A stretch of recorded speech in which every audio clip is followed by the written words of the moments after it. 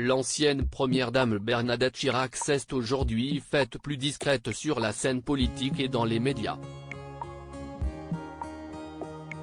L'épouse du président de la République Jacques Chirac, aujourd'hui âgée de 90 ans, sera cependant bientôt sur le devant de la scène.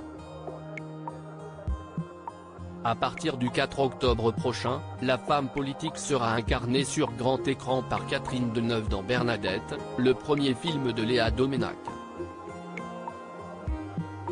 Un film dont le titre devait, dans un premier temps, être La Tortue.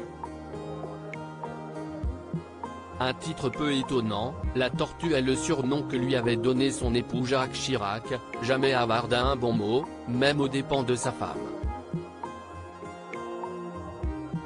Le surnom peu flatteur a d'ailleurs été repris par les médias, cette fois-ci en référence à son parcours d'épouse effacée à femme politique écoutée et redoutée.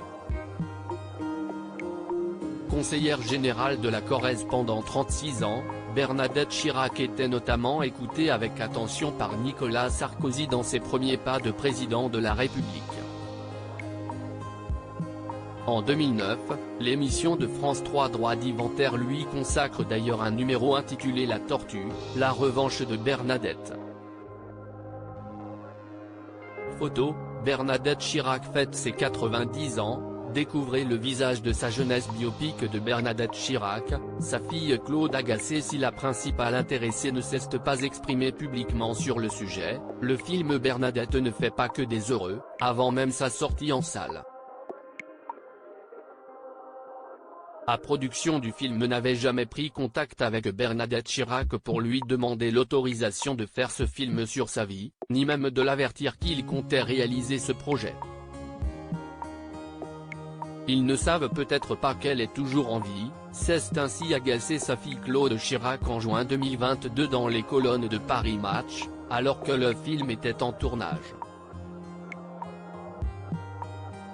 La fille de Jacques et Bernadette Chirac dévoilait alors que sa mère n'avait pas été prévenue par la production de la création de ce film, qui s'amusera de la réputation de l'ancienne première dame de femme particulièrement désagréable et sévère avec le personnel de l'Élysée. Crédit photo, Jacques Ovid Moreau.